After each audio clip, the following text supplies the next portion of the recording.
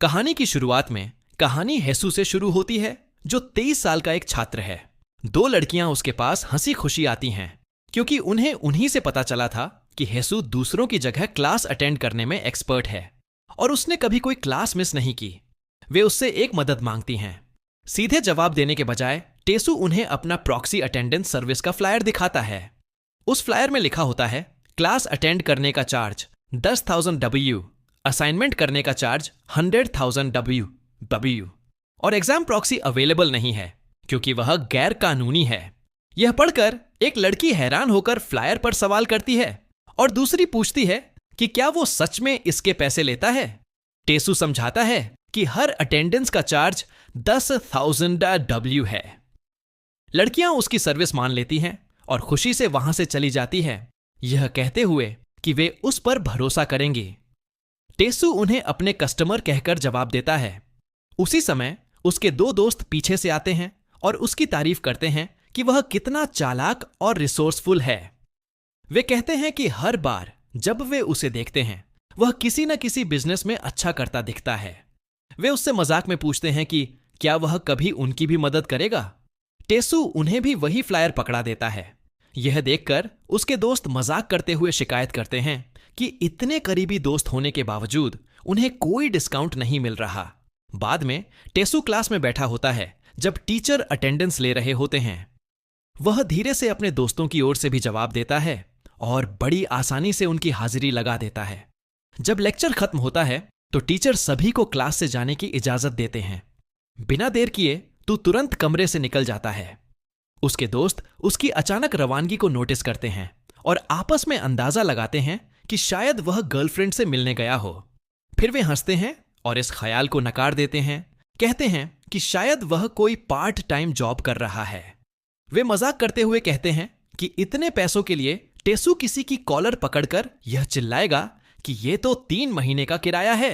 वे यहां तक जोड़ते हैं कि अगर वह कभी डेटिंग शुरू करेगा तो वे लोग नंगे होकर ब्रेक डांस करेंगे और उसका वीडियो ऑनलाइन अपलोड करेंगे।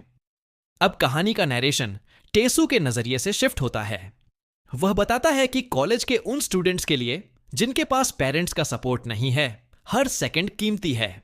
जिंदगी जीने के लिए टाइम को इन्वेस्टमेंट की तरह इस्तेमाल करना पड़ता है। इन सब में उसके लिए सबसे कीमती समय है उसका गेमिंग टाइम। गेम खेलने के लिए कोई शारीरिक मेहनत नहीं चाहिए। जब फ्री हो तब खेल सकता है और हल्के दिनों में तो असाइनमेंट करते हुए भी खेल सकता है। गेम में स्क्रीन पर विस्फोट देखना उसे अजीब तरह से सुकून देता है। दृश्य बदलता है और वह अपने कंप्यूटर पर पूरी तरह गेम में डूबा हुआ दिखता है। दूसरे प्लेयर्स उसके आसपास इकट्ठा होकर उसकी परफॉर्मेंस देखकर चौंकते हैं। वे नोटिस करते हैं कि उसने असली पैसे खर्च नहीं किए हैं, फिर भी भारी डैमेज देता है। वे आपस में फुसफुसाकर कहते हैं कि वह वही मशहूर गोल्ड फार्मर है जो बिना पैसे लगाए इन गेम करेंसी बेचता है। इसी दौरान एक और प्लेयर जिसका नाम है फॉलन पावर एंजल गेम में उससे भिड़ जाता है। वह उसे गालियां देता है, इल्जाम लगाता है कि वह उनकी गिल्ड के एरिया में हंटिंग कर रहा है और धमकी भरे शब्द कहता है। यहां तक कि उसके माता पिता तक को गाली देता है।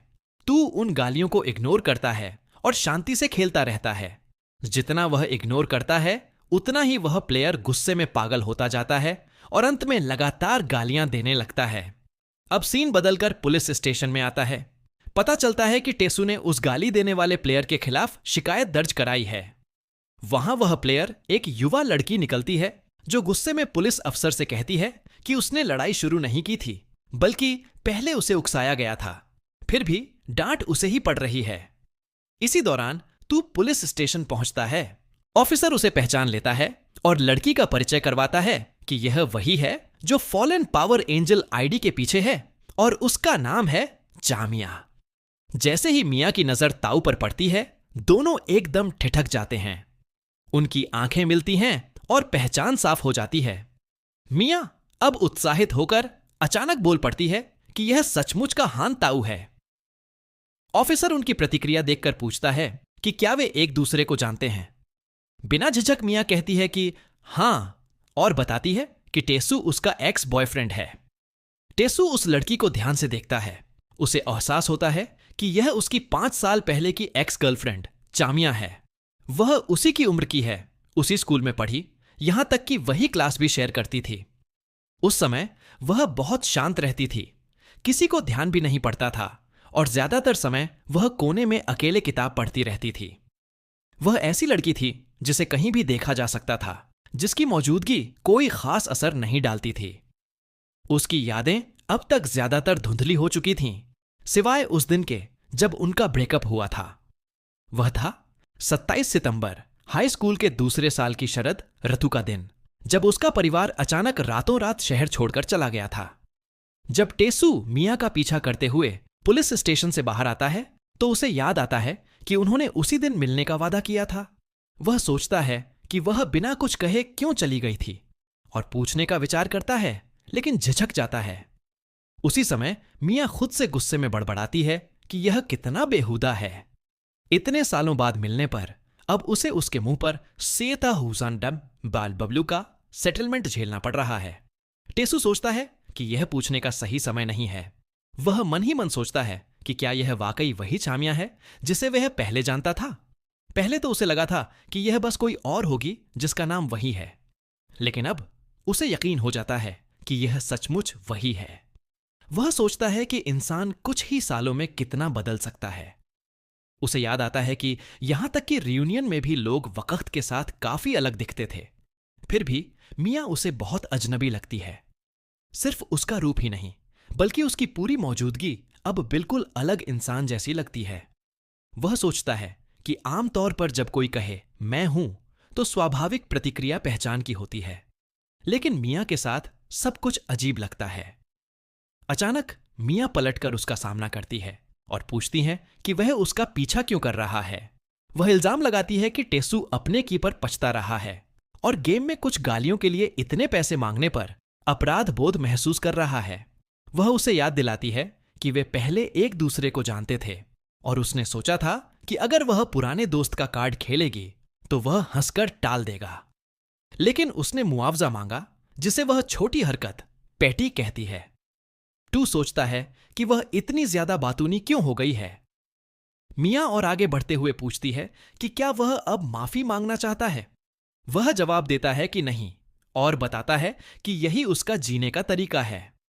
मिया फिर चुनौती देती है, कहती है कि भले ही वह गालियों के लिए माफी मांग लेती, लेकिन उसके घटिया गेमिंग मैनर्स को वह कभी माफ नहीं करेगी। वह जोड़ती है कि सिर्फ उसके होने की वजह से वह इतनी आसानी से बच गया है। टू उसे चेतावनी देता है कि उसे कोई पछतावा नहीं है और यहां तक कि वापस पुलिस स्टेशन जाने की धमकी देता है। वह उसे याद दिलाता है कि उसने उसे पहचान कर ही 100,000 डब्ल्यू से घटाकर 10,000 डब्ल्यू कर दिए थे। वह कहता है कि चाहे तो वह फिर से इसे बढ़ा सकता है।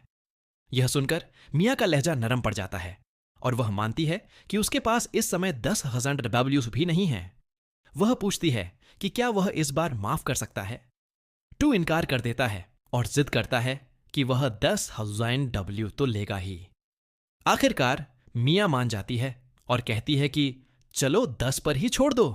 वह नोट करती है कि अच्छे खासे परिवार के होने के बावजूद वह पैसों को लेकर हमेशा की तरह तेज दिमाग है और यकीनन एक दिन अमीर बनने वाला इंसान है। इसी समय टेसू उसका नाम पुकारता है।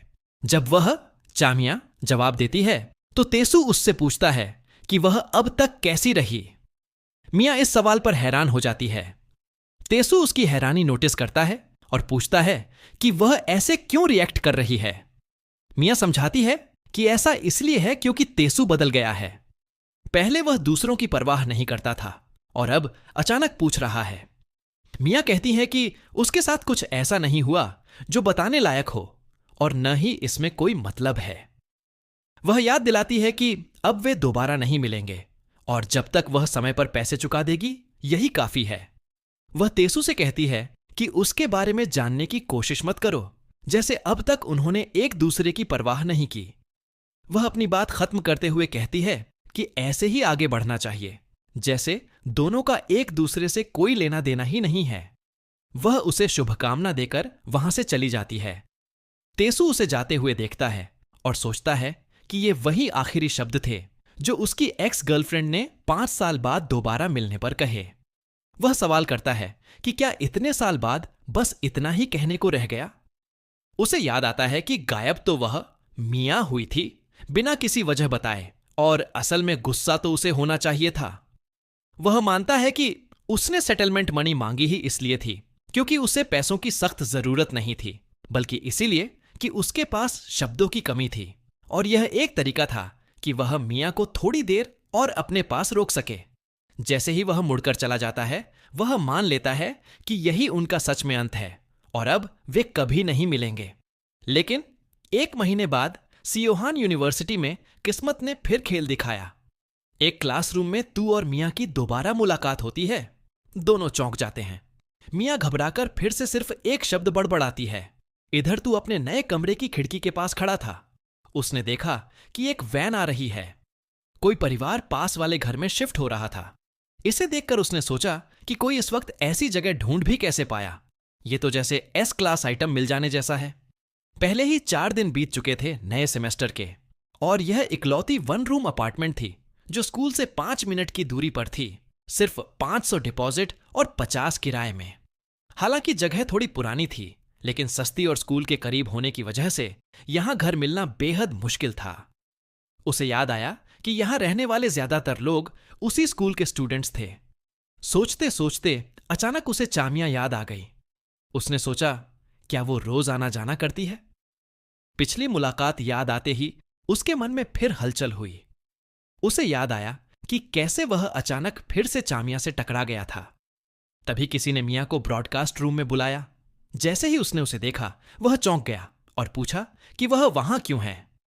उधर चामियां भी उसे देखकर डर गई। उसने सोचा कि शायद तू उसका पीछा कर रहा है। उसे घिन महसूस हुई और घबराकर फोन तक निकाल लिया पुलिस बुलाने के लिए, यह कहते हुए कि कोई संदिग्ध आदमी मौजूद है। तू उसकी हरकत से उलझन में था। उसने हल्के से उसके सिर पर हाथ मारा और पूछा कि वह क्या कह रही है। फिर उसने साफ किया कि वह भी वहीं का स्टूडेंट है। यह सुनकर चामियां हैरान रह गई, और जब उसे पता चला कि तू मीडिया और कम्युनिकेशन डिपार्टमेंट में है, तो और भी चौंक गई। तू भी शॉक्ड हो गया और पूछा, क्या सच में तुम भी इसी डिपार्टमेंट में हो? इसका मतलब था कि मियां उसकी जूनियर थीं। यह सुनकर चामियां ने ठंडे अंदाज में जवाब दिया कि इससे कोई फर्क नहीं पड़ता। उसने उसे याद दिलाया कि वह पहले ही कह चुकी है कि ऐसे दिखाना बेहतर होगा जैसे वे एक दूसरे को जानते ही नहीं और अपने अपने काम में लगे रहें। दोनों के लिए यही सबसे अच्छा होगा। यह कहकर वह वहां से चली गई और तेसु उलझन में रह गया।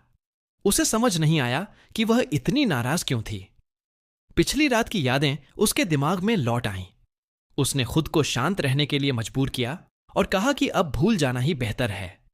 उसने वादा किया था कि अब परवाह नहीं करेगा। यह बस एक बचा हुआ लगाव भर था। फिर भी उसने सोचा कि जो लोग उस दिन शिफ्ट होकर आ रहे थे, उनमें से कहीं वो चामियां तो नहीं। लेकिन उसने जल्दी ही इस विचार को दिमाग से निकाल दिया, मानते हुए कि यह नामुमकिन है। अगला सीन दरवाजा खुलने की आवाज से शुरू होता है। जो आया और पूछा, कौन आया है? तेसु ने देखा तो चामियां वहां खड़ी थीं। उसके हाथ में केक था। वह मुस्कुराते हुए गर्मजोशी से उसका अभिवादन करती है और बताती है कि वह बगल में शिफ्ट हो रही है और चाहती है कि वे अच्छे से साथ रहें। तेसु पूरी तरह से हैरान रह गया। चामियां हंसते हुए कहती है कि वह उसके लिए राइस केक लाई है। जैसे ही तेसु ने केक लिया, अचानक उसने प्लेट उसके चेहरे पर दबा दी। तूने कोई प्रतिक्रिया नहीं दी, जिससे चामिया का एक्सप्रेशन अचानक बदल गया। उसकी पूरी शक्ल सूरत बदल गई और उसने गुस्से से पूछा कि वह फिर से यहां क्यों है, और उसे दोबारा स्टॉकर होने का इल्जाम लगाया। तूने तुरंत जवाब दिया कि वह खुद ही उसके दरवाजे पर आई है। फिर चामिया ने पूछा कि क्या यह अपार्टमेंट उसके किसी दोस्त का है। तूने कहा कि यह उसका अपना घर है। फिर उसने पूछा कि क्या वह जल्द ही यहां से शिफ्ट होने वाला है। तूने कहा कि नहीं। यह सुनकर चामिया साफ तौर पर चिढ़ गई और खुद को दोष देने लगी कि उसने इतनी जल्दी कॉन्ट्रैक्ट साइन कर लिया, सिर्फ इसलिए क्योंकि जगह सस्ती और स्कूल के करीब थी। तू उसकी हरकत देखकर और भी ज्यादा उलझन में पड़ गया। लेकिन फिर चामिया का लहजा नरम हो गया। उसने कहा कि बेहतर होगा कि वे बस एक दूसरे को परेशान न करें। उसने सुझाव दिया कि पड़ोसी होने के नाते ऐसे बर्ताव करें जैसे वे एक दूसरे के लिए मौजूद ही ना हों। तेसु अब भी सदमे में था, लेकिन उसने अनिच्छा से हामी भर दी और उसे शालीनता से जवाब दिया। तभी अचानक चामिया ने हाथ में एक ऑक्सीजन सिलेंडर पकड़ लिया और अजीब तरह से रिएक्ट करते हुए बोली कि उसे ऐसा लग रहा है जैसे उसने अभी अभी कुछ ऐसा सुन लिया है जो उसे नहीं सुनना चाहिए था। सिलेंडर देखकर तेसु घबरा गया और तुरंत दरवाजा बंद करने की कोशिश करने लगा, लेकिन चामिया ने दरवाजा रोक दिया और बंद नहीं होने दिया। उसने उससे पूछा कि वह ऐसा क्यों कर रही है और याद दिलाया कि पहले तो उसी ने उसे मिस्टर कहकर बुलाया था। चामिया ने जोर देकर कहा कि दरवाजा खोलो ताकि वे उस बात पर चर्चा कर सकें जो उसने अभी कही। झुंझलाकर तूने कहा कि जब वे एक ही उम्र के हैं तो वह भी बूढ़ी हुई। फिर अपने मन में बयान करते हुए तेसु ने सच्चाई बताई। उसकी एक्स गर्लफ्रेंड, जिससे उसका 5 साल पहले ब्रेकअप हुआ था, अब उसके बगल वाले घर में रहने आ गई थी। उसका नाम था मिया। दरवाजा फिर से खुला और चामिया सामने आ गई। उसने तेसु पर फिर से इल्जाम लगाया कि उसने अब तक अपने के पर सोचा भी नहीं। उसने चेतावनी दी कि अगर उसने अभी कबूल कर लिया तो वह उसे आधा ही मारेगी। तूने मन ही मन बताया कि उसने मिया को सबसे ज्यादा कहां देखा था? लाइब्रेरी में, सूरज ढलने के समय। वह उसका पसंदीदा समय हुआ करता था। बीते वक्त को सोचते हुए उसने सोचा कि आखिर मिया इतनी बदल क्यों गई? क्या ऐसा हुआ था इन सालों में कि वह उसे इतनी नफरत से देखती है जैसे उसे मार डालना चाहती हो? उसने याद करने की कोशिश की कि कहीं उसने कोई गलती तो नहीं की थी, लेकिन उसे कुछ याद नहीं आया, बल्कि वही थी जिसने वादा किया था और मिलने नहीं आई। उसी समय डोरबेल बजी और उसके ख्याल टूट गए। उसने सोचा, अब कौन आया होगा? कैमरे में देखा तो फिर मिया खड़ी थी। दरवाजा खोलते ही उसने याद दिलाया कि उन्होंने तय किया था कि ऐसे रहेंगे जैसे एक दूसरे को जानते ही नहीं, लेकिन अब मिया भीगी हालत में खड़ी थी। उसने लाचार होकर पूछा कि क्या उसे पानी की पाइप चेक करना आता है? पूरी फ्लोर पानी से भर गई थी, जिससे तेसु हैरान रह गया। वह जाकर समस्या देखने लगा और बोला कि शायद ठंड की वजह से पाइप फट गई है। उसने मिया को सलाह दी कि मकान मालिक को कॉल करे। मिया ने कहा कि वह बार बार कॉल कर रही थी, लेकिन मकान मालिक फोन नहीं उठा रहा था। आखिरकार जब मकान मालिक ने फोन उठाया तो मिया गुस्से में शिकायत करने लगी। उसने नाराज होकर कहा कि अगर पहले पता होता तो वह थोड़े ज्यादा पैसे खर्च करके अच्छी जगह ले लेती। पहले ही दिन ऐसा मसला होने पर वह बेहद चिढ़ गई। तेसु उसे देख रहा था और अचानक उसे एक पुरानी याद आ गई, जब मिया ठंड में कांप रही थी। बिल्कुल ऐसे ही वह अनजाने में उसे घूरने लगा। मिया ने यह नोटिस किया और चौंक कर पूछा कि वह उसे क्यों घूर रहा है। शर्मिंदा होकर तूने तुरंत नजरें फेर लीं और कहा कि वह घूर नहीं रहा। मिया ने हाथ में कमरे की सफाई वाली छड़ी उठाई और जोर देकर कहा कि वह घूर रहा था, क्योंकि उनकी नजरें मिली थीं। उसने कहा कि झूठ मत बोलो और उसे समस्या ठीक करने को कहा। फिर उसने अजीब चेहरे बनाकर उसे चिढ़ाते हुए मजाक किया कि वह इस वक्त भी कुछ गलत सोच रहा है। तेसु शर्मा गया और गुस्से से चिल्लाया कि ऐसा बिल्कुल नहीं है। उसने कसम खाई कि वह ऐसा कुछ भी नहीं सोच रहा। जब मिया ने और दबाव डाला और पूछा कि फिर क्या था, तो तू हकला गया और लाल चेहरा बनाते हुए मान लिया कि वह बस उसके लिए चिंतित था। उसकी बात सुनकर मिया स्तब्ध रह गई। फिर तूने उसका कॉलर पकड़ लिया और बोला कि अंदर आओ, वह उसे सुखाने के लिए कुछ देगा। मिया ने सवाल किया कि क्यों? तो तेसु ने समझाया कि अगर वह ऐसे ही रही तो उसे ठंड लग जाएगी। लेकिन उसकी परवाह मानने की बजाय मिया ने उसे छड़ी से मार दिया और चिल्लाई कि वह अपने कमरे में रह सकती है। तू चोट खाते हुए बोला कि उसे ऐसे मत मारो, यह खतरनाक है। लेकिन मिया रुकी नहीं और उसे मारती रही। आखिरकार मिया शांत हुई और बोली कि मदद के लिए शुक्रिया, लेकिन अब से वह उस पर कोई एहसान नहीं लेना चाहती। उसने साफ कर दिया कि वह और किसी तरह की उलझन नहीं चाहती। कमरे में जाते हुए उसने कहा कि वह अब दखल न दे और जाकर सो जाए, नहीं तो उसका पूरा वीकेंड बर्बाद हो जाएगा। तूने पूछा कि क्या पाइप बंद होने के बाद वह ठीक रहेगी। कमरे में दाखिल होते हुए मिया ठंडी हवा में कांप गई। तेसु ने उसकी हालत देखकर कहा कि अब बॉयलर भी बंद हो जाएगा, लेकिन कांपते हुए भी मिया बोली कि यह कोई बड़ी बात नहीं है, क्योंकि आखिरकार सर्दी का मौसम है। तू उसे देखते हुए बोला कि वह सच में बहुत जिद्दी है। हल्का लाल होते हुए उसने एक ऑफर रखा, 1000 प्रति घंटा, जो उसे ठीक ठाक दाम लगा, लेकिन यह भी जोड़ दिया कि अगर उसे पसंद ना हो तो वह मना कर सकती है। मियाँ ने बीच में टोकते हुए कहा कि उसमें एक और शर्त होनी चाहिए। शर्त का नाम सुनकर टेसू चौंक गया। यहां दृश्य कट गया। अगला सीन दिखाता है कि टेसू अपने कमरे में वापस बैठा है और उदासी में डूबा हुआ है। वह खुद से सवाल कर रहा था, सोच रहा था कि क्या यह सच में ठीक हुआ। उसका तो बस मतलब था कि वह सूख ले और तब तक गर्म रहे जब तक मकान मालिक आ न जाए, लेकिन इसके बजाय उसने 3,000 की पेशकश की ताकि वह एक बार और नहा सके। मियाँ टेसू के कमरे में नहाने चली गई, जबकि वह बाहर बेचैनी से इंतजार कर रहा था। उसके बर्ताव को देखते हुए उसे लगा कि वह अचानक से बहुत ही लापरवाह हो गई है, जबकि थोड़ी देर पहले तक वह बहुत सतर्क थी। और भी जरूरी बात यह थी कि उसे अपने सीने में एक अजीब सा एहसास हुआ। यह न तो उत्तेजना थी और न ही कुछ सकारात्मक, बल्कि ऐसा लगा जैसे उसने कुछ बहुत महत्वपूर्ण बात भुला दी हो। उसी वक्त टेसू के 2 सहपाठी वहां आए। वे अपने साथ ड्रिंक्स लाए थे। एक ने उससे बांड के बारे में पूछा, जबकि दूसरे ने कहा कि वह उनकी तय समय से 10 मिनट पहले ही पहुंच गया। तू चौंक गया। उसे याद ही नहीं था कि आज उनकी यह मुलाकात तय थी। उसने कुछ नहीं कहा, जबकि दोनों सहपाठी खुशी से पार्टी के बारे में बातें कर रहे थे। फिर उनका लहजा भावुक हो गया। उन्होंने कहा कि जब सुना कि टेसू का होटल बाढ़ में डूब गया है तो वे जल्दी जल्दी आ गए। वे उसे अपनी आखिरी ट्रेन राइड का रक्षक और अपना प्यारा अड्डा कह रहे थे और मान रहे थे कि शायद अब कुछ दिन तक उसका इस्तेमाल नहीं कर पाएंगे। उनमें से एक ने देखा कि पड़ोस के कमरे से पानी टपक रहा है और बोला कि लगता है वहां की पाइप फट गई है। हालांकि हन ने कहा था कि यह टेसू का कमरा है। दूसरे ने जोड़ा कि हन बहुत चिंतित था, इसलिए वे चेक करने आए हैं।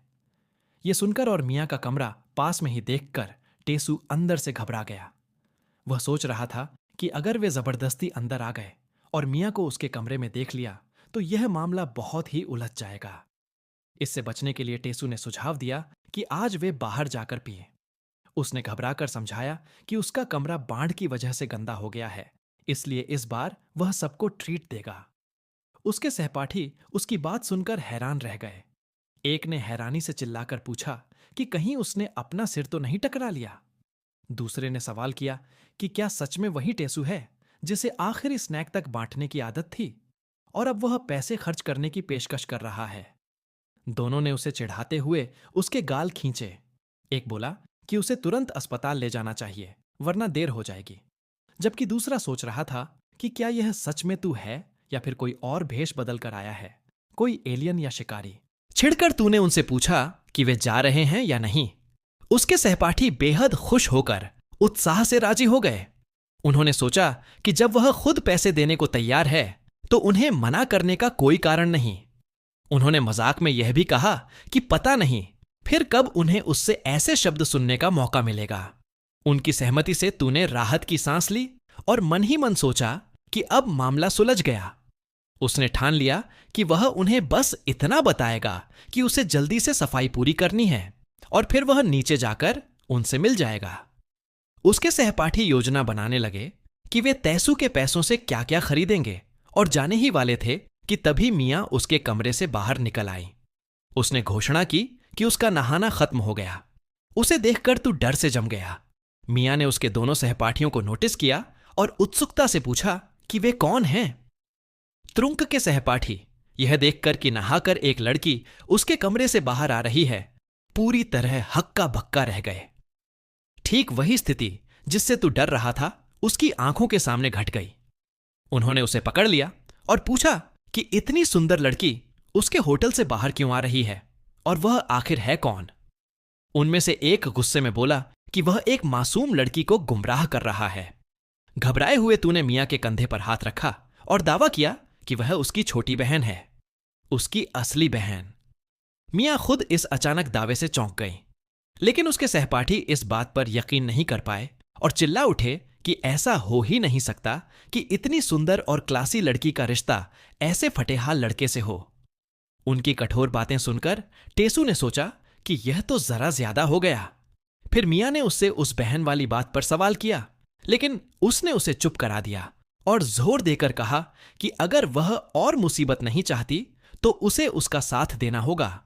उसने समझाया कि वे उसके सहपाठी हैं, यानी उसी विभाग में उसके सीनियर। अनिच्छा से मियां ने उसका नाटक निभाते हुए सहपाठियों से कहा कि वह सचमुच उसकी बहन है। उसी वक्त किसी ने दरवाजा पीटते हुए अंदर कदम रखा। वह एक लड़की थी जो हंसते हुए बोली कि उसने ऐसा पहले कभी नहीं सुना। उसे देखकर तेसू के सहपाठी और भी ज्यादा चौंक गए। लड़की ने समझाया कि वह टेसू को 10 साल से जानती है, लेकिन यह पहली बार है कि उसने उसके बहन होने के बारे में सुना। उसने और जोर देकर पूछा कि उनका असली रिश्ता क्या था। यह लड़की सामने आई। ना ह्यून, 21 साल की, तेसू के होम टाउन की, उसकी जूनियर, और वह लड़की जो 10 साल से चुपचाप उसे पसंद करती आ रही थी। अगली सुबह यूनिवर्सिटी में ह्यून ने टेसू से उस घटना के बारे में सवाल किया। उसने टेसू से दबाव डालते हुए पूछा कि क्या वह सच में ऐसा कह रहा था, क्या उसने बस बहाने के लिए कहा कि वह उसकी छोटी बहन है। तूने जवाब दिया कि वह सच बोल रहा है। ह्यून ने फिर पूछा कि उनके बीच कुछ भी नहीं हुआ और क्या वह सच में ऐसा कह रहा है। तूने कैजुअली कहा कि कुछ भी नहीं हुआ। इस बीच पास में कुछ यूनिवर्सिटी के छात्र आपस में फुसफुसा रहे थे, सोच रहे थे कि क्या ये दोनों फिर से साथ हैं और क्या वास्तव में डेटिंग कर रहे हैं। टेसू ने कल हुई पाइप फटने की घटना को याद किया। भाग्य से मकान मालिक तुरंत आ गया और सब ठीक हो गया। ह्यून ने खुद से याद किया कि तू ऐसा लड़का नहीं है जो उसे झूठ बोले। तूने मन ही मन सोचा कि जो लड़की उसके बगल में खड़ी थी वह ना ह्यून ही थी। ह्यून ने माना कि उसे पूरी तरह समझ नहीं आया, लेकिन चूंकि यह टू था, उसने उसे मान लिया। उसने कहा कि अगर यह मानी या योंगा सनबे होती तो शायद वह शक करती, लेकिन टेसू के साथ मामला अलग था। आखिरकार उसने उसे सिर्फ 1-2 दिन नहीं जाना था, बल्कि बहुत समय से जानती थी।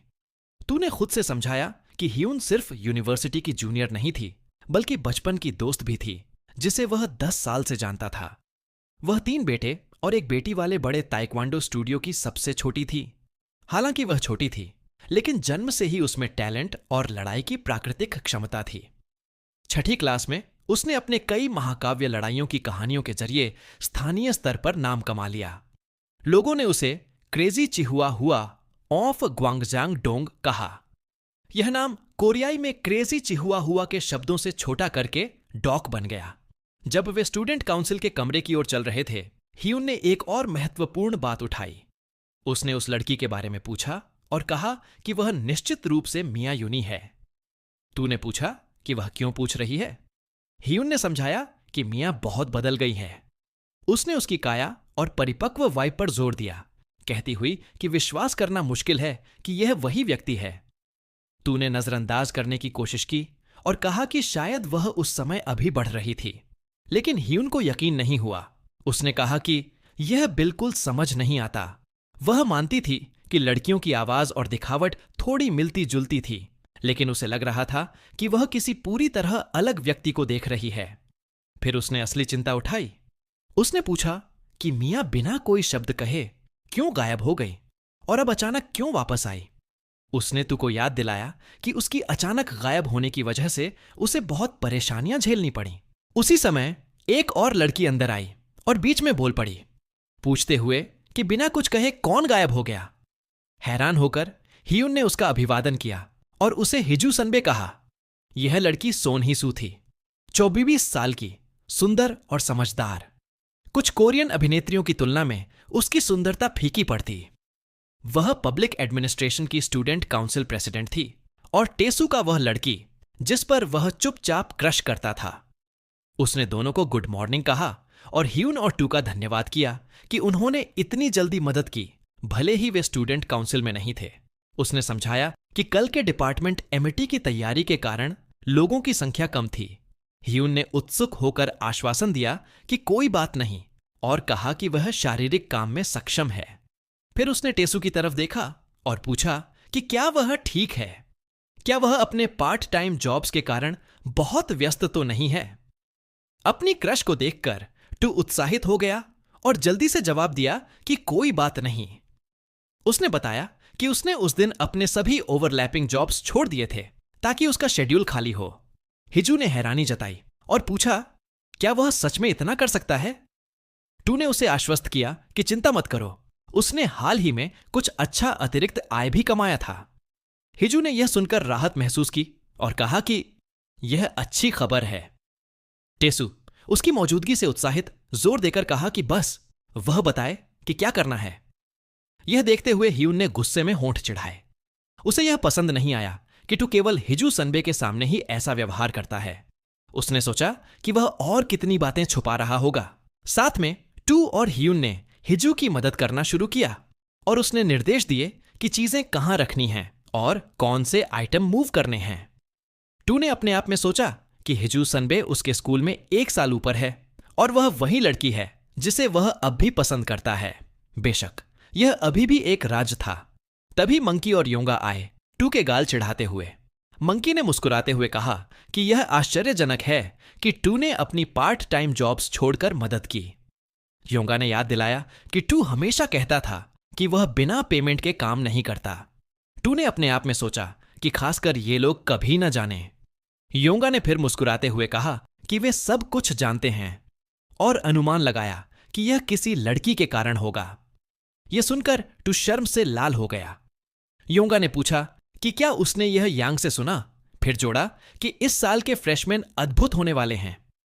मंकी ने कहा कि उनके लुक्स और बैकग्राउंड अलग लेवल के हैं, लेकिन उनमें से वह लड़की जिसे टू ने कल लाया था सबसे अलग लगी। योंगा ने सहमति दी और कहा कि वह उसकी भविष्य की पत्नी होगी और सबसे प्रभावशाली है। उसने याद किया कि कल टू और ह्यून साथ थे। तभी ह्यून पीछे से आई, उन्हें दोनों वापस खींचा। टू जल्दी से आगे बढ़ा और ह्यून ने गुस्से को मुस्कान में छिपाते हुए कहा कि बस काम पर ध्यान दें। सभी ने सहमति में जवाब दिया और उन्होंने मिलकर काम करना शुरू किया। काम खत्म होने के बाद हिजू ने गर्मजोशी से मुस्कुराते हुए कहा कि आज का काम खत्म हो गया और सभी का मेहनत के लिए धन्यवाद दिया। उसने स्टूडेंट काउंसिल के सदस्यों को निर्देश दिया कि वे सुबह 7 बजे मुख्य गेट पर इकट्ठा हों। बाकी सभी को सुबह 8 बजे आने के लिए कहा गया और उन्होंने फिर से मेहनत के लिए धन्यवाद जताया। फिर उसने विशेष रूप से टू और ह्यून का धन्यवाद किया कि वे समय से जल्दी आए, भले ही वे काउंसिल के सदस्य न हों। हिजू ने शरारती अंदाज में आंख मारी और कहा कि एमिटी के बाद ड्रिंक्स उनकी तरफ से होंगे, इसलिए उन्हें छूट नहीं मिलनी चाहिए। अपनी क्रश की वजह से उत्साहित टेसु ने कहा कि भले ही उसे कार एक्सीडेंट हो जाए, वह किसी भी हालत में आएगा। इस व्यवहार को देखकर ह्यून ने घिन महसूस की और शर्मिंदगी से मुस्कुराते हुए कहा कि इतना दूर जाने की जरूरत नहीं है। शाम को टू अपने फ्लैट में लौटा। कमरे का दरवाजा खोलते हुए उसने मियां की अचानक वापसी के बारे में सोचा और खुद से माना कि अगर वह कहे कि वह परेशान नहीं हुआ तो यह झूठ होगा। फिर भी उसने सोचा कि हिजू बहुत अच्छी है और भले ही चामियां वापस आई हो, उसका ध्यान अब भी हिजू पर था। फ्लैट के अंदर मियां भी रह रही थी और उसी समय वह वहां से गुजर रही थी। जब दोनों की नजरें मिलीं तो वे दोनों जड़ हो गए। टू की नजर मियां के हाथ में रखे बड़े फास्ट फूड पर पड़ी। उसने कहा कि इतना खाने से वह मोटी हो जाएगी। शर्मिंदा होकर मियां ने झटका देते हुए कहा कि आपको क्या फर्क पड़ता है, और इंसिस्ट किया कि उसे जो खाना पसंद है वह खा सकती है। उसने समझाया कि उसने सब कुछ अपने लिए नहीं खरीदा था। कल एमिटी के लिए बस की सवारी है, इसीलिए वह साझा करने की योजना बना रही थी। टू ने उसका मजाक उड़ाया और कहा कि उसका व्यवहार तो छोटे बच्चे जैसा है और याद दिलाया कि उन्होंने पहले ही क्लब के फंड से स्नैक्स खरीदे हैं। मियां हैरानी से रुक गई और पूछा कि क्या वह एमिटी में जा रहा है। टू ने पुष्टि की और जब उसने फिर से अविश्वास में पूछा तो उसने फिर से हां कहा। मियां ने अनुरोध किया कि वह न जाए क्योंकि वह नहीं चाहती थी कि वह उसका एमिटी खराब करे। उसने बताया कि वह एक सनबे है जो कई बार गया होगा और वह एक बार छोड़ सकता है। फ्रेशमैन के रूप में यह उसका पहला एमिटी था, इसलिए वह कम से कम यही चाहती थी। टू ने कदम बढ़ाया और कहा कि जब यही हो रहा है तो उसे एक बात पूछनी है। मियां ने पूछा क्या, और उसने पूछा कि वास्तव में उसे इतना परेशान क्यों किया, उसने क्या गलत किया, और याद दिलाया कि असल में उसने ही गलत किया था। यह सुनकर मियां का चेहरा काला हो गया। टू ने कहा कि अगर वह उससे गुस्सा है तो ठीक है, लेकिन उसे कम से कम बताना चाहिए कि क्यों। फिर उसने ठंडी नजरों से देखा और माना कि मियां सही थी, गलती उसकी थी। उसने याद दिलाया कि उसने मियाँ से कहा था कि वह ऐसे व्यवहार न करे जैसे वह उसे जानती हो। इसके साथ मियाँ चली गई। टू ने उसे रोकने की कोशिश की, लेकिन वह बिना जवाब दिए चली गई। पीछे रहकर उसने सोचा कि हर बार जब वे मिलते हैं यह क्यों ऐसा ही होता है। आखिरकार एमिटी का दिन आया। वह एक समूह से बात कर रहा था, चिंता जताते हुए कि कई लोग आखिरी समय में आने का फैसला कर रहे हैं, जिससे बस में जगह नहीं बची। इसलिए उसने बताया कि उनमें से 2 को कार से अलग जाना पड़ेगा। यह स्पष्ट हो गया कि वह टू और मियाँ से बात कर रही थी। उसने फिर पूछा कि क्या यह ठीक है।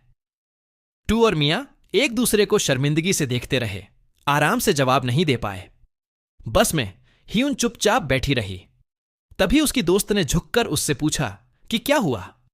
ह्यून ने हल्के अंदाज में कहा कि कुछ नहीं, लेकिन उसकी दोस्त ने उसे चिढ़ाया। उसने पूछा कि क्या वह इसीलिए परेशान है क्योंकि वह अपने पति यानी टू सनबे को नहीं देख पा रही। टू का नाम सुनते ही ह्यून का चेहरा लाल हो गया और वह हैरान और शर्मिंदा दोनों लग रही थीं। चेहरा अब भी लाल होने के बावजूद उसने अपनी दोस्त से हकलाते हुए कहा कि वह बकवास कर रही है। वो जोर देती रही कि टू और वह कोई खास संबंध में नहीं है। उसकी दोस्त उसकी हिचकिचाहट देखकर मुस्कुराई और कहा कि वह बस यह दिखा रही है कि वह टू को लंबे समय से जानती है। फिर उसने जोड़ा कि अगर टू सनबे की बात हो तो उसने कहा था कि वह हिजू यूनी की कार से आएगा। ह्यून घबराकर पूछी कि क्या यह सच है। उसकी दोस्त ने कहा कि एक और फ्रेशमैन भी आएगी और उसका नाम मियाँ है। जैसे ही मियाँ का नाम आया, ह्यून का चेहरा चौंक गया। इसी समय टू और मियाँ सच में हिजू की कार में बैठे थे। उसने पूछा कि क्या दोनों तैयार हैं और क्या कुछ भूल गए हैं। मियाँ ने कहा कि वह ठीक है और टू ने भी पुष्टि की। फिर मियाँ ने टू की ओर देखा और ध्यान से पूछा कि वह क्या कर रहा है, उसे आदर से सनबीम निम कहते हुए। टू ने हेलमेट पहन रखा था और बताया कि यह सुरक्षा के लिए है। उसने मियाँ को भी एक हेलमेट दिया और याद दिलाया कि जीवन कीमती है। मियाँ हैरानी से देखती रही और पूछा कि बस में बैठने के लिए हेलमेट की जरूरत क्यों है। टू ने डरते हुए कहा कि अगर यह बम्पर कार होती तो हेलमेट की जरूरत नहीं होती। उसकी बात ने मियाँ को और भी ज्यादा भ्रमित कर दिया। जल्दी ही हिजू ने कार चलानी शुरू की और उसकी तेज गति ने मियाँ को झकझोर दिया। जब वे अपनी मंजिल पर पहुंचे, मियाँ बेंच पर गिर पड़ी। उसकी हालत बस की सफर से खराब हो गई थी। उसने टू की ओर कमजोर होकर देखा और पूछा कि क्या वह मर गई है। टू ने उसे कॉफी का कप दिया और पूछा कि वह रोशनी में क्यों बैठी है। मियाँ ने कहा कि उसे लगा कि मृत्यु दूत ही उसे लेने आया है। टू ने बताया कि अब वह समझ गई होगी कि बाकी लोग बस में जल्दी क्यों चढ़ गए, क्योंकि दूसरे वर्ष और ऊपर के सभी छात्रों को पहले ही हिजू सनबे की ड्राइविंग के बारे में पता था। मियाँ ने हैरानी से स्वीकार किया कि जो उसे सबसे ज्यादा परेशान कर रहा था वह यह था कि हिजू F1 रेसर की तरह कार चला रही थी, फिर भी कार में एक भी खरोंच नहीं आई। फिर उसने फिर से टू की ओर देखा और पूछा कि वह अब तक क्यों है और कॉफी क्यों दे रहा है। टू ने बताया कि यह कॉफी हिजू सनबे ने खरीदी थी, उसने नहीं। मियाँ ने भौं उठाई और पूछा कि क्या यह सच है। फिर उसने कहा कि टू को हिजू का धन्यवाद करना चाहिए, लेकिन उसने कहा कि उसे ठीक है क्योंकि वह कॉफी पसंद नहीं करती। यह सुनकर टू हैरान रह गया। उसने पूछा कि क्या वह सच में कॉफी पसंद नहीं करती। टू को याद आया कि मियाँ पहले वह कॉफी बिना हिचकिचाए पी जाती थी। वर्तमान में उसने धीरे से कहा कि यह अजीब है, क्यों उसे लगा कि मियाँ को यह पसंद है। उसने याद दिलाया कि वे हमेशा पार्क में साथ में कॉफी पीते थे।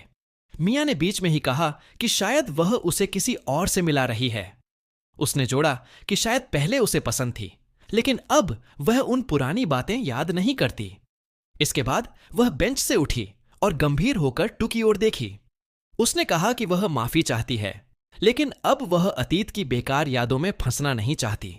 मियाँ ने कहा कि टू अच्छी तरह जानता है कि उस वक्त उसके लिए सब कुछ कितना मुश्किल था, और जब भी वह उसे देखती है वही पुरानी यादें लौट आती हैं और उसे पागल कर देती हैं। फिर भी उसने माना कि किसी भी तरह वे फिर से मिले हैं, वही स्कूल, वही डिपार्टमेंट और अब तो पड़ोसी भी हैं।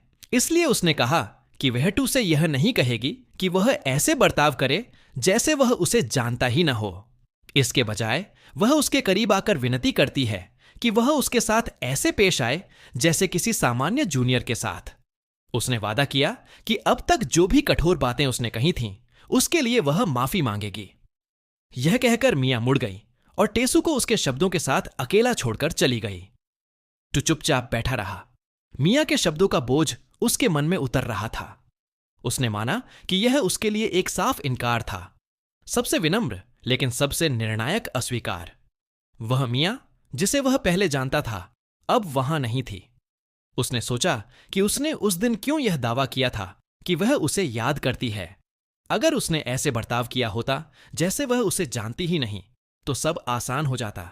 इससे पहले कि उसके विचार और भटकते, हिजू आ गई और पूछा कि वह बेंच पर अकेला बैठकर क्या कर रहा है। टू ने तुरंत जवाब दिया कि वह बस बादल देख रहा था। यह सुनकर हिजू ने सिर झुकाकर हैरानी से पूछा कि क्या बादल देखना मजेदार होता है। कुछ देर बाद टू ने माना कि यह सच में इतना मजेदार नहीं है। फिर उसका मन दोबारा मिया के शब्दों की ओर चला गया। उसने सोचा कि मिया ने जो कहा वह सच था। लोग कहते हैं कि पहाड़ भी 10 साल में बदल जाते हैं, तो 5 साल किसी इंसान को बदलने के लिए काफी होते हैं। जब उसने उस वक्त की तुलना की जो वे साथ थे और जो वे अलग रहे, तो उसे एहसास हुआ कि उसमें इतना अंतर नहीं था। दृश्य बदलता है। हिजू और टू साथ खड़े थे। वह हिजू फोन पर सुबिन से बात कर रही थी, जबकि टू खोया हुआ उसे ही देख रहा था। यह देखकर हिजू उसकी ओर मुड़ी और पूछा कि क्या हुआ। उसका कोमल बर्ताव देखकर टेसू थोड़ी देर के लिए शर्मा गया और उसका दिल तेजी से धड़कने लगा। घबराकर उसने जल्दी से कहा कि उसने एमिटी के लिए सच में बहुत अच्छा स्थान चुना है। यह सुनकर हिजू का चेहरा खिल उठा और उसने खुशी से कहा कि उसने और सुबिन ने इसके बारे में बहुत सोच समझकर फैसला किया। उसने समझाया कि यह उनका ग्रेजुएशन से पहले का आखिरी गेट टुगेदर है और वे चाहते थे कि यह यादगार बने। टेसू ने उसकी बात को स्वीकार किया और सोचा कि यह एक सच्ची सनबे की तरह बोली है। अंदर ही अंदर उसका इरादा और मजबूत हो गया।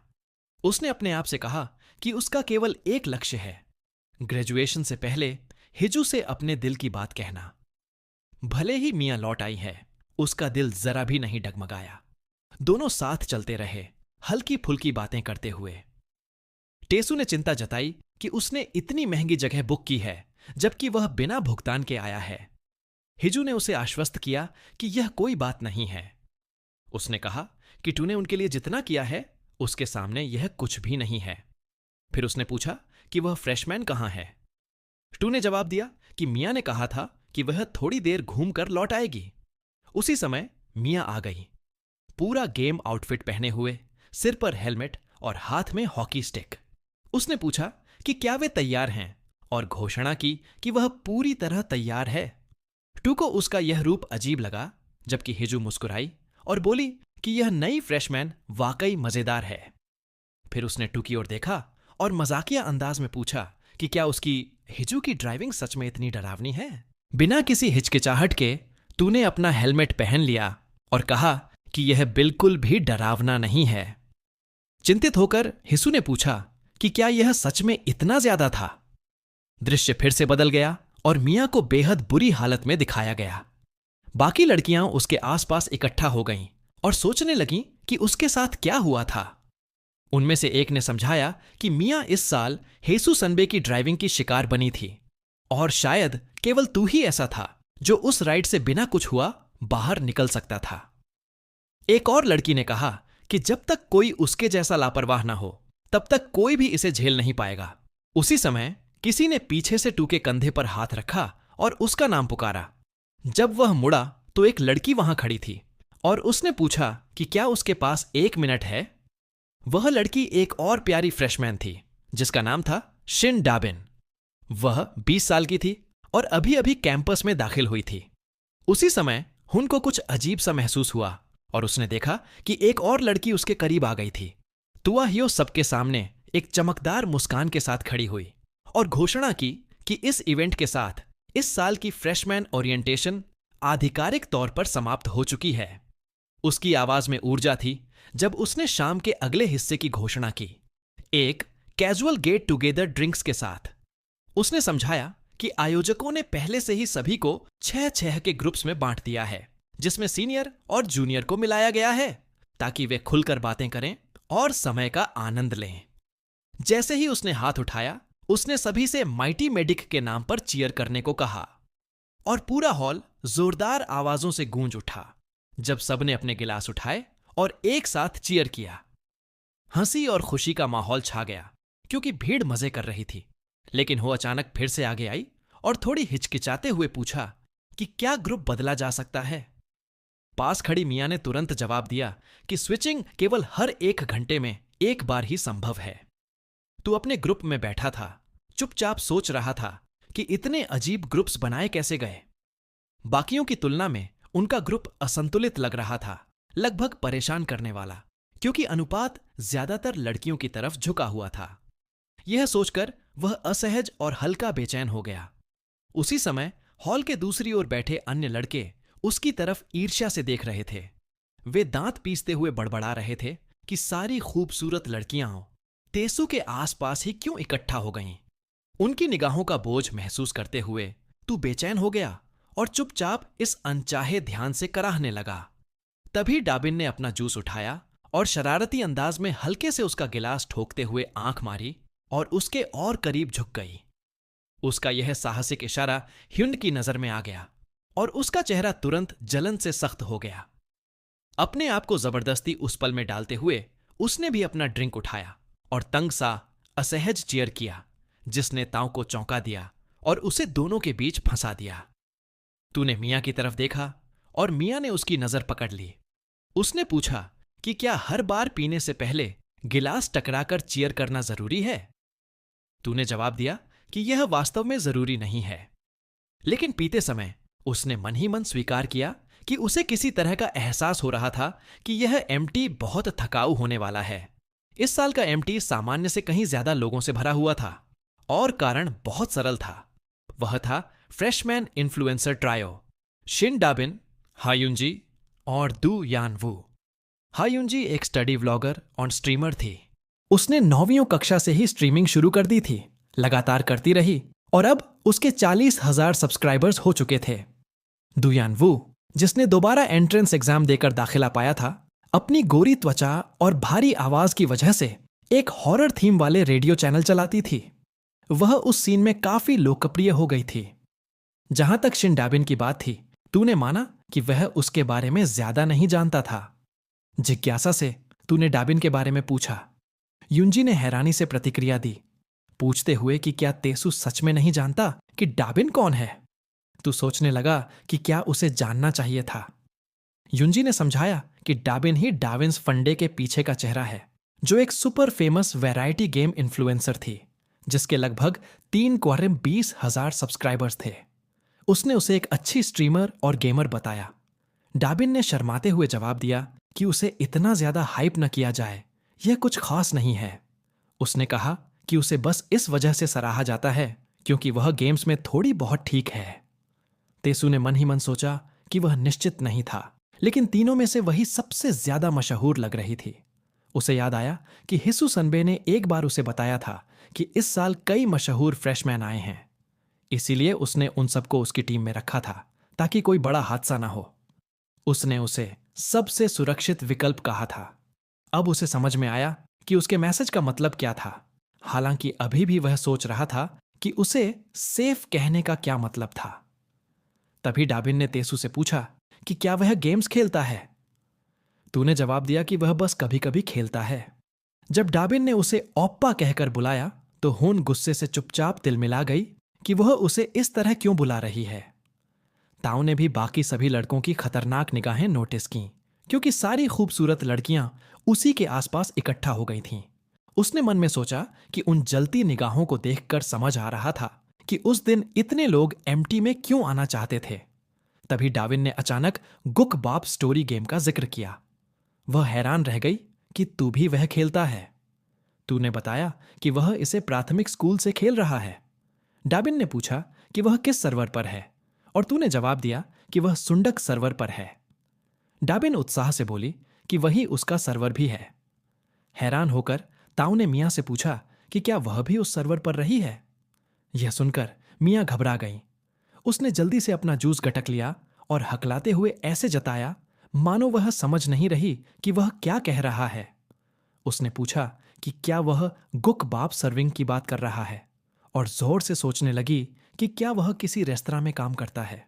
अपने मन में उसने खुद को याद दिलाया कि उनका समझौता था कि वे एक दूसरे को न जानने का नाटक करेंगे।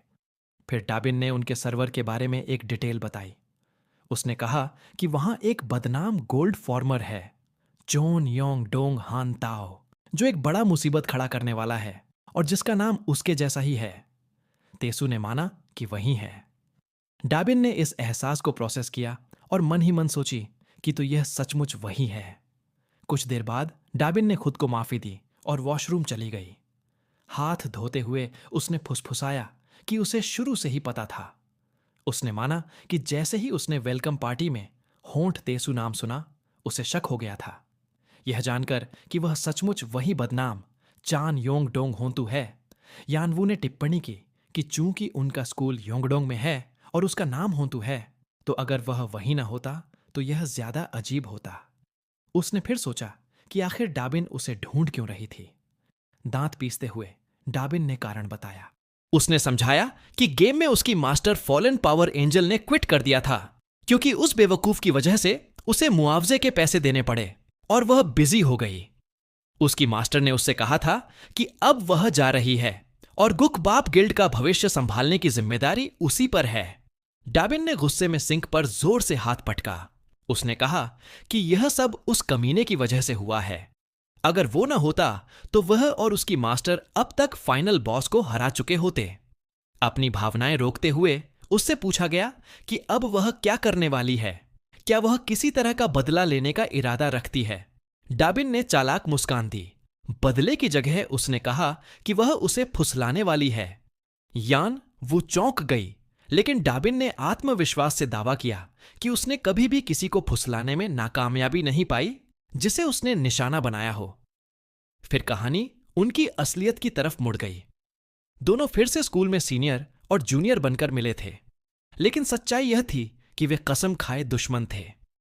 एक ही स्कूल में पढ़ने का मतलब था कि वे बार बार आमने सामने आ जाते। धीरे धीरे उनके दिलों में गर्मी बढ़ने लगी और जैसे ही वह भावनाएं अपने चरम पर पहुंची, डाबिन ने अपनी असली नीयत उजागर कर दी। उसने शरारती मुस्कान दी, अपने जूस के कैन को पैर तले कुचल डाला और घोषणा की कि जिस पल तेसु उसे अपने दिल की बात बताएगा, उसी पल वह उसे रौंद डालेगी। यही था उसका परफेक्ट प्लान, अपनी मास्टर का बदला लेने का तरीका। यान ने उसे देखकर कहा कि उसका दिमाग बस एक फूलों का बाग है, लेकिन उसने माना कि यह थोड़ी प्यारी बात भी है। वॉशरूम से बाहर निकलते हुए डाबिन ठिठुर गई और ठंड की शिकायत करने लगी। उसने बड़बड़ाया कि इतने सारे लोगों के बावजूद यहां सिर्फ 2 बाथरूम क्यों हैं। उसने माना कि वह बाहर वाले का इस्तेमाल नहीं करना चाहती थी क्योंकि मौसम बहुत ठंडा था। वह बड़बड़ाई कि इतनी भीड़ का यही नतीजा होता है। तभी डाबिन किसी से टकरा गई। चौंक कर उसने ऊपर देखा और खुद को 3 बड़े से मर्दों के सामने पाया। वे मर्द उसे घूरते हुए बोले कि वह बहुत क्यूट है और कहा कि उन्होंने उसे पहले भी देखा है।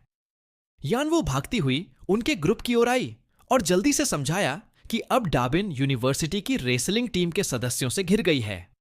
स्थिति अचानक एक अनौपचारिक फैन साइनिंग इवेंट में बदल गई। उसने यह दृश्य देखकर पूछा कि क्या यह वाकई कोई समस्या है। यह सुनकर बाकी छात्र उत्साहित हो गए और चिल्लाने लगे कि यह तो डाबिन का साइनिंग इवेंट है। वे भी उसके पास दौड़ने लगे। सब अपने अपने साइन चाहते थे।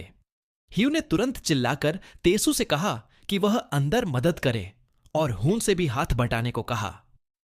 हून ने तुरंत हामी भर दी। तूने फिर भी सवाल उठाया कि क्या उसे बाहर जाकर मदद नहीं करनी चाहिए हून की जगह। लेकिन जैसे ही तू बाहर जाने की तैयारी कर रहा था, मियां ने पीछे से उसका शर्ट पकड़ लिया। उसने घबराकर उसे रोकते हुए कहा कि बाहर मत जाओ, लड़की के डॉर्म में कोई समस्या है। दोनों मिलकर डॉर्मिटरी की तरफ बढ़ गए। वहां पहुंचकर तू झिझका और ऊंची आवाज में सोचा कि क्या वह सच में गर्ल्स डॉर्म में जा सकता है। मियां ने उसे सख्ती से चुप कराया और कहा कि उन्हें खुद जाकर देखना होगा। तूने पूछा कि आखिर मामला है क्या, लेकिन मियां ने तुरंत एक चार्जिंग आउटलेट की ओर इशारा किया। फोन पर टाइप करते हुए उसने समझाया कि दरअसल वह एक हिडन कैमरा था। ताउसू का चेहरा सदमे से जम गया और उसने घबराकर एक आवाज निकाली, लेकिन मियां चिढ़ गई और उसे फिर से चुप रहने को कहा।